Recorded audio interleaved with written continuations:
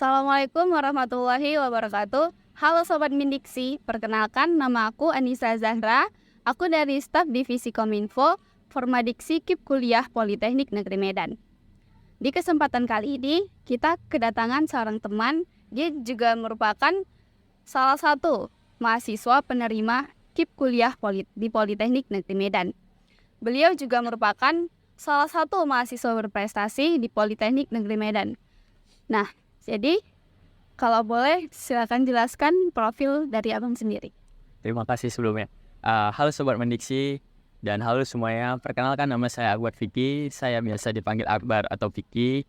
Dan saya juga merupakan salah satu mahasiswa Politeknik Negeri Medan di jurusan elektro dengan program studi yakni Teknologi Rekayasa Instalasi Listrik. Saya merupakan seorang mahasiswa yang berasal dari sekolah SMK Teknik Sinar Husni yang sedang menempuh pendidikan diploma 4 saya atas sarjana terapan saya.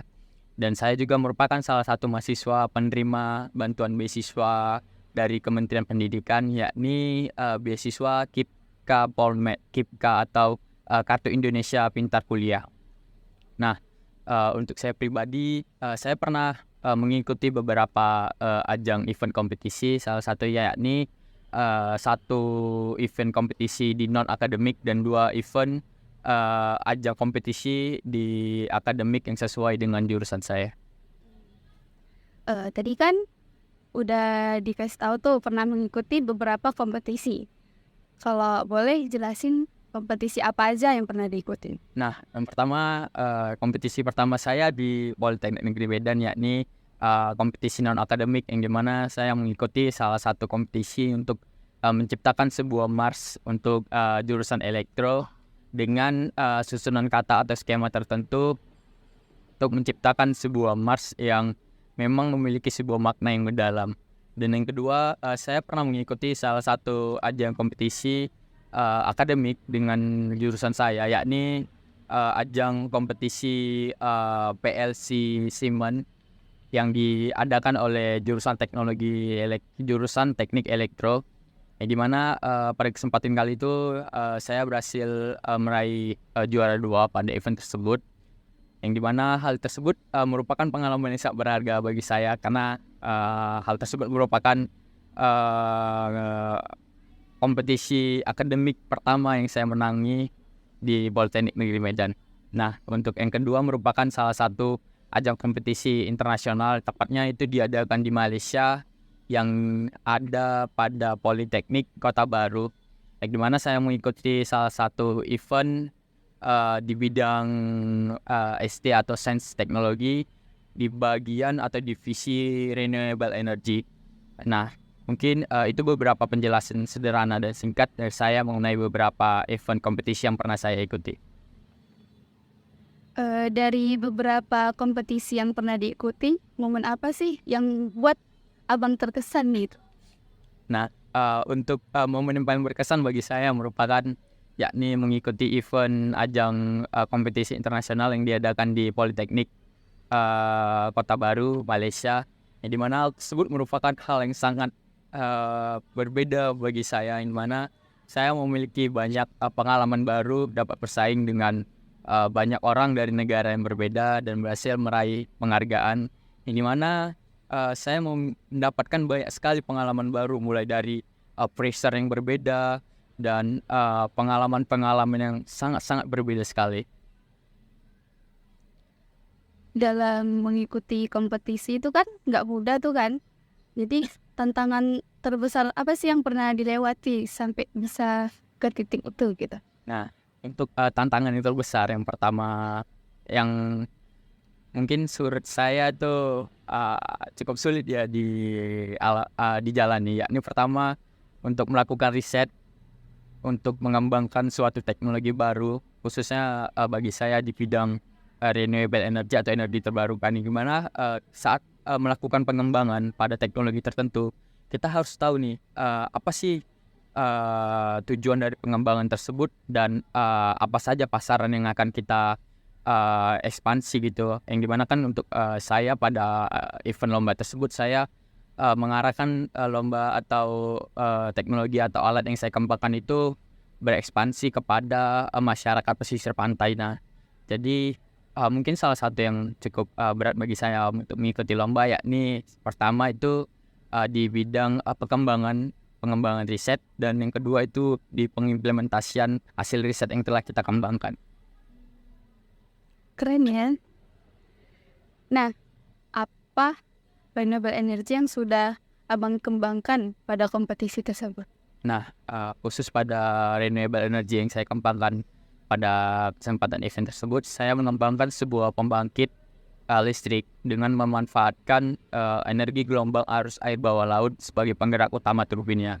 Yang dimana hasil dari pemutaran turbin tersebut akan dimanfaatkan untuk memutar sebuah generator yang telah disesuaikan ulang untuk lebih mengefisiensikan pemanfaatan putaran dari turbin tersebut, yang dimana listrik yang kita hasilkan tersebut kita fokuskan pada pendukungan mobilitas masyarakat yang berada pada pesisir pantai, di mana hal tersebut dapat mendukung beberapa kriteria, salah satunya yakni mendukung ekonomi pada masyarakat pesisir pantai.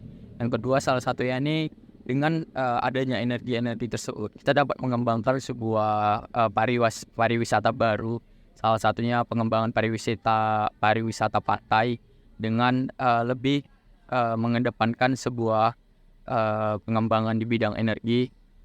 Dengan menggunakan energi tersebut kita dapat mengembangkan banyak sekali potensial yang ada di pantai, seperti kita bisa mengembangkan sebuah klub yang ada di pantai atau mungkin kafe-kafe yang ada di pantai dengan memanfaatkan energi listrik yang telah kita hasilkan dari pembangkit listrik tersebut.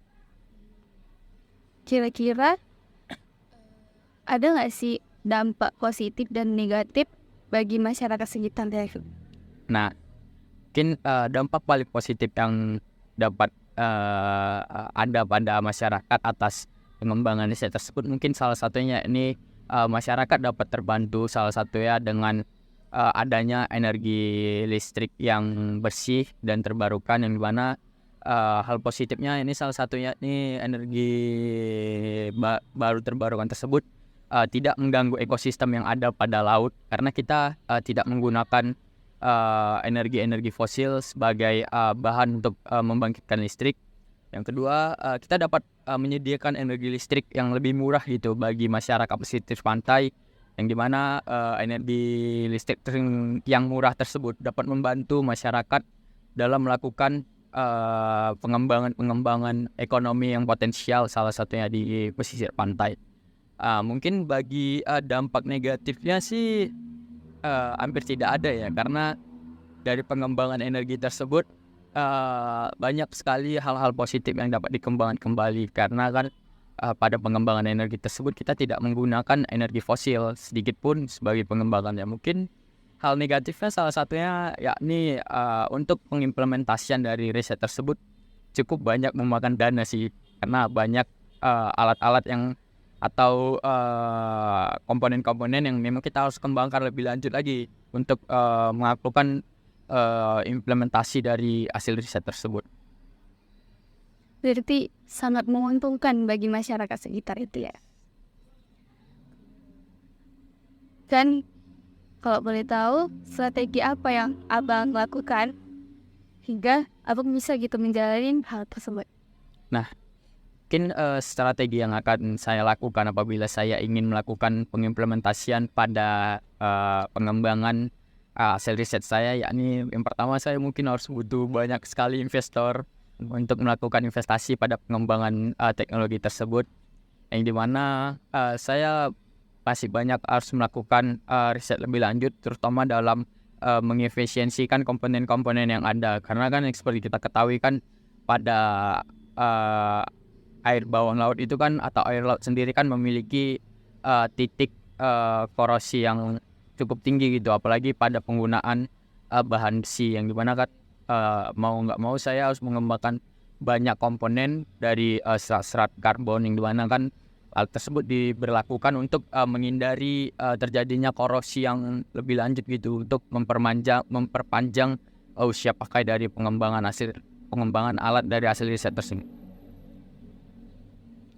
Sangat keren sekali ya.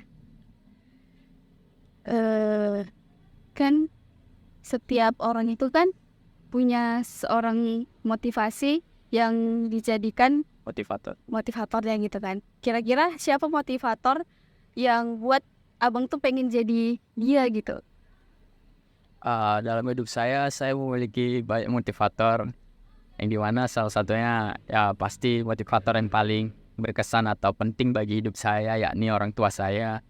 Yang kedua, selama kuliah motivator yang paling berperan gitu dalam pengembangan diri saya sampai saat ini, yakni adalah kepala prodi saya.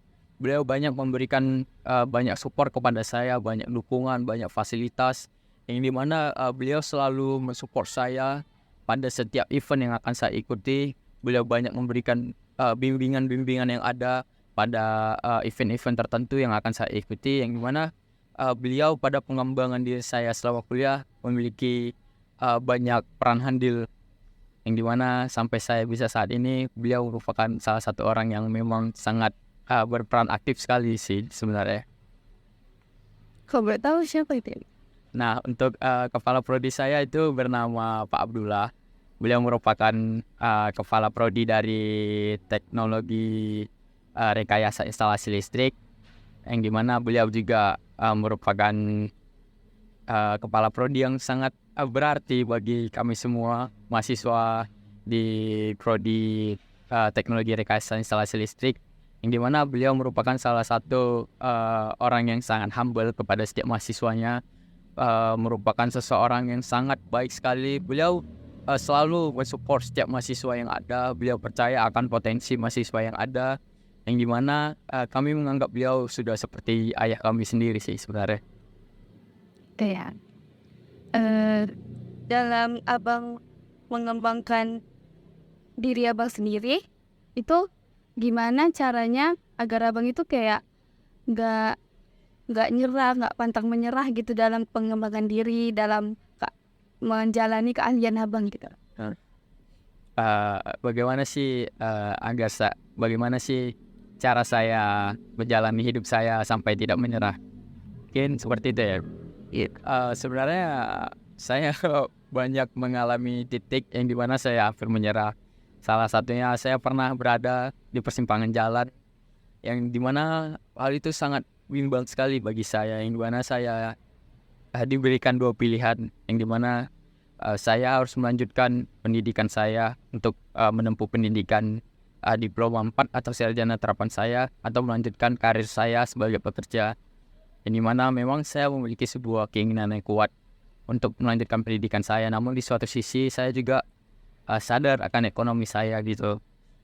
Namun orang tua saya berhasil meyakinkan saya bahwasannya saya pasti bisa menjalankan atau menjalani setiap tantangan yang ada, yang dimana akhirnya saya memberanikan diri untuk melanjutkan pendidikan saya ke tingkat yang lebih lanjut, yang dimana saat itu juga saya mulai banyak belajar mengenai banyak mungkin potensi-potensi beasiswa yang saya ambil, yang dimana salah satunya saya berhasil melanjutkan pendidikan saya akhirnya dengan bantuan beasiswa KIPKA di Politeknik Negeri Medan, di mana mungkin saran saya agar kita dapat melanjutkan suatu perjalanan apabila kita bimbang di pertengahan atau di persimpangan jalan dan kita hampir menyerah.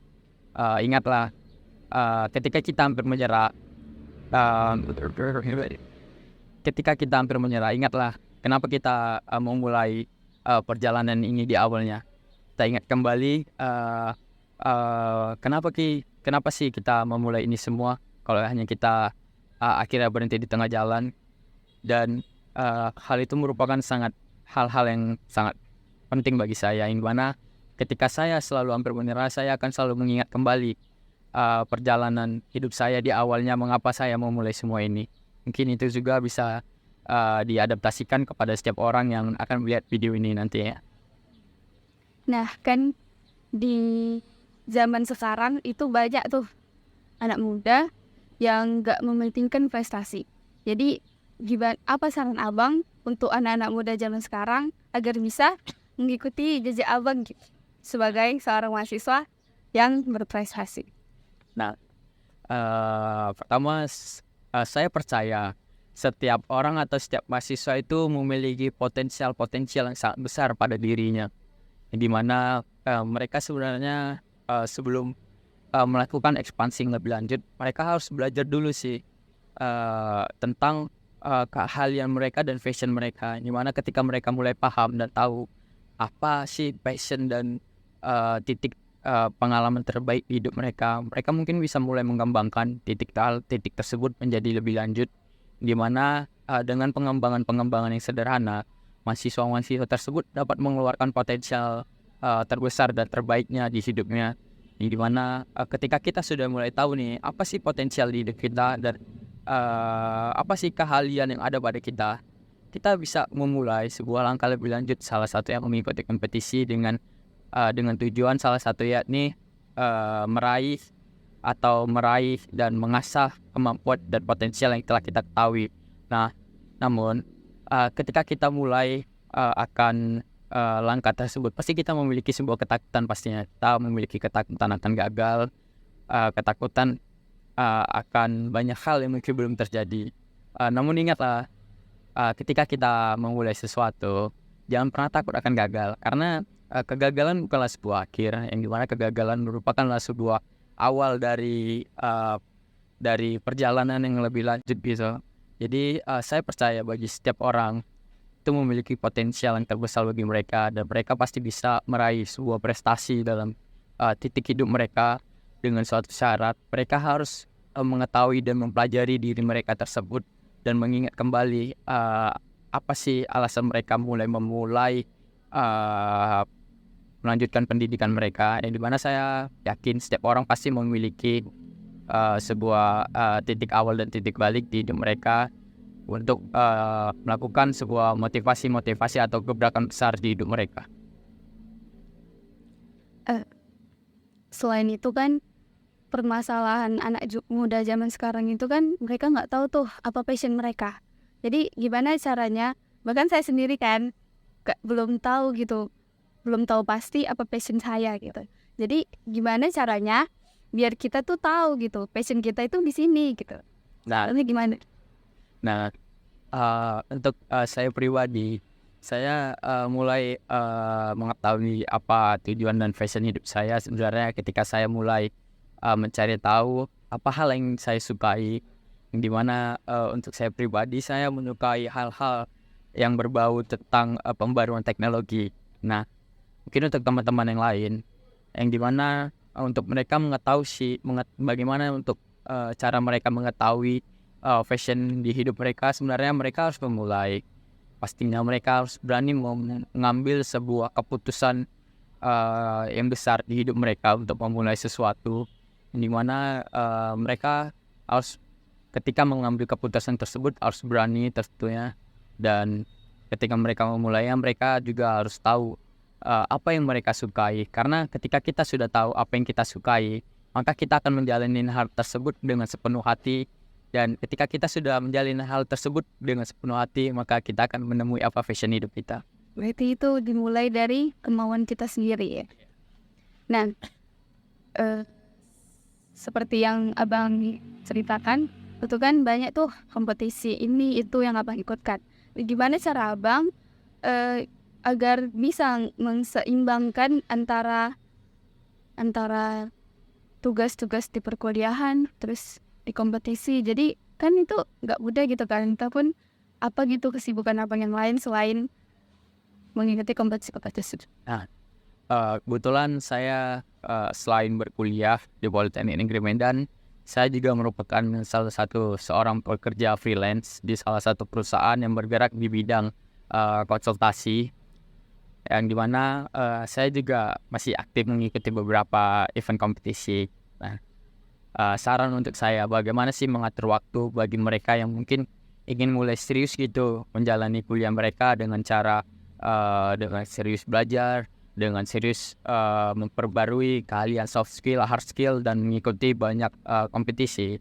Memang salah satu tantangan terberatnya ya memang itu mengatur waktu, yang dimana kan kita juga seorang mahasiswa, tentunya pasti akan banyak tugas yang ada pada kita, yang dimana memang tugas tersebut baik sih, yang dimana untuk mengatur kedisiplinan kita dalam mengerjakan sesuatu tanpa adanya paksaan atau pandangan dari orang lain.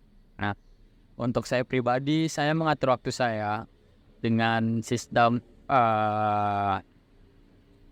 pembagian waktu yang dimana saya mau memfokuskan diri saya mulai dari pagi sampai selesai kuliah. Saya akan fokuskan diri saya kepada kuliah, dan ketika saya selesai kuliah, saya akan memfokuskan diri saya kepada pekerjaan yang penting terlebih dahulu.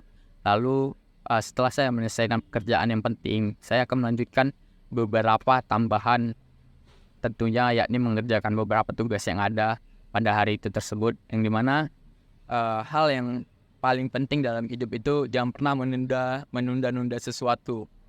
Nah, yang dimana ketika kita menunda-nunda sesuatu, maka hal tersebut bukanlah merupakan hal yang baik.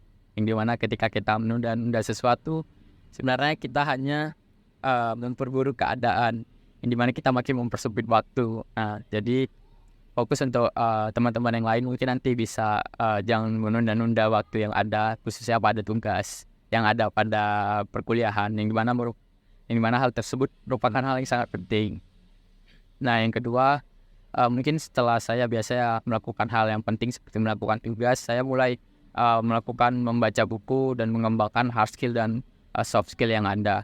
Nah, mungkin dapat saya persingkat, yang dimana mungkin teman-teman bisa memulai dengan membuat jadwal waktu dari kegiatan yang ada, dengan memprioritaskan kegiatan-kegiatan yang penting dahulu dengan jadwal waktu yang mungkin telah berdekatan, atau mungkin deadline yang sudah ada hampir beberapa minggu lagi. Mungkin mereka bisa mempercepatnya, yang dimana untuk mungkin bagi teman-teman yang juga ingin bekerja dan mungkin sulit, ya saya tidak memungkiri memang ada beberapa pressure yang berbeda ketika kita mulai bekerja, ketika kita kuliah. Namun percayalah, teman-teman pasti bisa menjalani hal tersebut ketika teman-teman bisa berhasil disiplin dalam mengatur waktunya.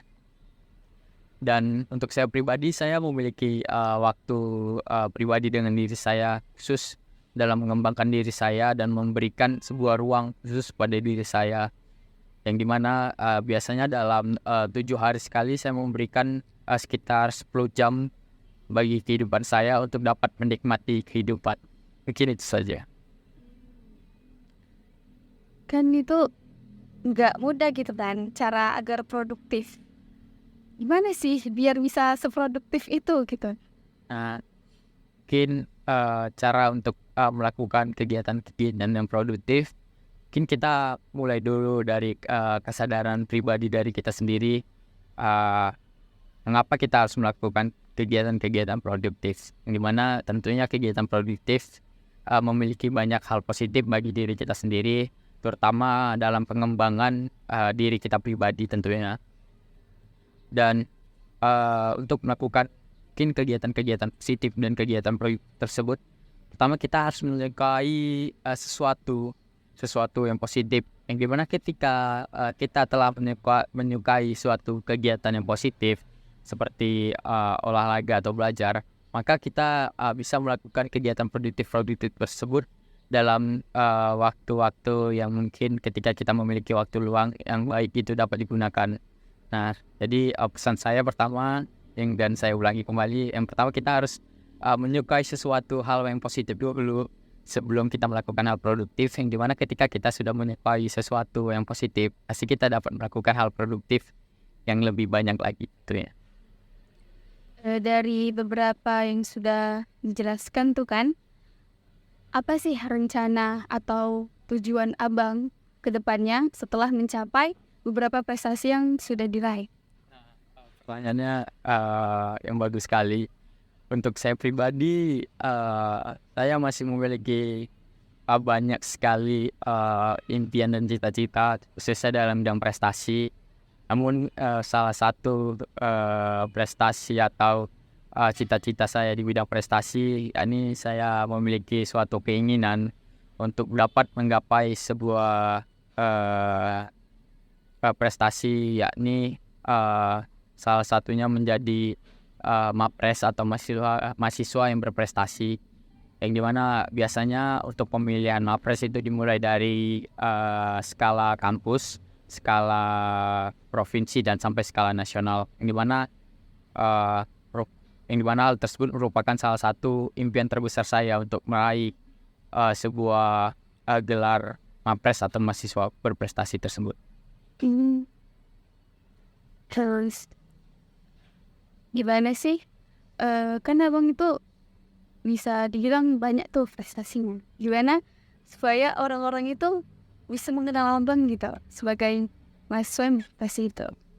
Nah, sepertinya terima kasih sebelumnya atas hal tersebut. Namun saya masih canggung sebenarnya karena saya sepertinya belum layak untuk disematkan dengan kata mahasiswa yang banyak berprestasi.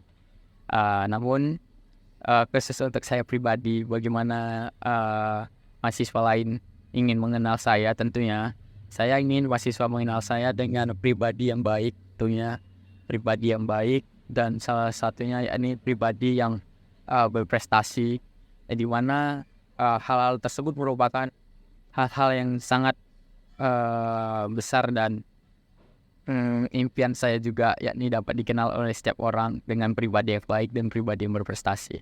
Mungkin itu saja. Oke, nggak terasa udah lama ya yang kita cara. Untuk yang terakhir, coba abang kasih gitu pesan dan kesan untuk anak-anak muda zaman sekarang agar mereka itu jangan kayak hidupnya itu ngalir aja gitu, nggak ada mikirin aku harus jadi ini, aku harus itu. Nah, mungkin untuk teman-teman yang lain dan sobat Mindi di sini. Nah, jadi saya ingin memberitahu sebuah fakta yang mungkin setiap orang sudah ketahui, bahwasannya setiap tahunnya itu ada banyak, bahkan ratusan ribuan mahasiswa yang lulus pada perguruan tinggi, yang dimana hal tersebut merupakan sebuah fakta yang harus kita sadarin, yang dimana kita harus melakukan persaingan yang lebih ketat lagi tentunya di masa depan. Nah, jadi khusus untuk pribadi diri kita sendiri, bagaimana sih caranya agar kita dapat bersaing dengan banyaknya ribuan dan ratusan ribuan mahasiswa yang lulus pada waktu dan tahun yang sama sekaligus, yakni dengan mengembangkan diri kita lebih lanjut, salah satunya dengan belajar mengenai hard skill dan soft skill yang lebih lanjut, dan mengembangkan potensi-potensi yang ada pada diri kita, terutama dalam mengasah kemampuan dengan cara mengikuti ajang kompetisi dan mengikuti beberapa pelatihan-pelatihan tambahan. Nah, untuk teman-teman yang lain mungkin ketika kita takut gitu untuk memulai sesuatu karena kita mungkin belum banyak tahu tentang bidang-bidang tersebut, percayalah, ketika kamu ingin memulai sesuatu, pasti banyak orang yang mendukung dirimu dari sisi positif. Jangan pernah takut untuk gagal, karena gagal bukanlah merupakan sebuah akhir dari perjalanan. Gagal merupakan suatu pelajaran dari awal untuk kita melakukan perjalanan yang lebih jauh lagi. Kegagalan merupakan sebuah pelajaran yang teramat baik bagi perkembangan hidup kita, terutama sebagai kita seorang mahasiswa. Kegagalan itu merupakan salah satu guru terbaik dalam pengembangan diri manusia. Dan satu lagi, jangan pernah takut untuk mencoba hal-hal baru. We never know if we never try, and if saat kita gagal gitu, jangan pernah takut gitu. We never fail until we stop trying again. Yang dimana kita nggak pernah gagal gitu dalam mencapai sesuatu, yang dimana sebelum kita berhenti mencobanya. Jadi percayalah, banyak orang-orang di sekelilingmu pasti akan mendukung dirimu ketika kamu melakukan tindakan-tindakan yang positif, tindakan-tindakan yang dapat mengubah dirimu. Dan percayalah, setiap tindakan yang kamu lakukan di usiamu sekarang akan menentukan kegiatan-kegiatan atau potensi dirimu di usia yang akan mendatang. Dan satu lagi, manfaatkan waktu yang ada sekarang, kembangkan diri kita lebih baik lagi, yang dimana apa yang kita buat pada hari ini akan menentukan beberapa puluh tahun kehidupan kita lebih lanjut lagi. Mungkin itu saja dari saya. Oke, nggak terasa kita sudah di penghujung acara. Sebelumnya terima kasih kepada Bang Akbar telah membagikan pengalamannya pada podcast kali ini. Semoga apa yang disampaikan dapat memotivasi para penonton podcast ini. Dari beberapa yang sudah dijelaskan dari pengalaman Bang Akbar sendiri, bisa kita simpulkan untuk anak-anak muda zaman sekarang, sebisa mungkin coba kembangkan soft skill atau hard skill yang ada pada diri kita, dan jangan merasa kalau kita itu nggak bisa sebelum mencoba, karena kalau kita tidak mencoba maka tidak akan ada yang namanya keberhasilan. Maka jangan takut untuk mencoba. Baik, sekian dari saya. Sampai jumpa di pertemuan selanjutnya. Assalamualaikum warahmatullahi wabarakatuh. Bye Sobat Mindiksi.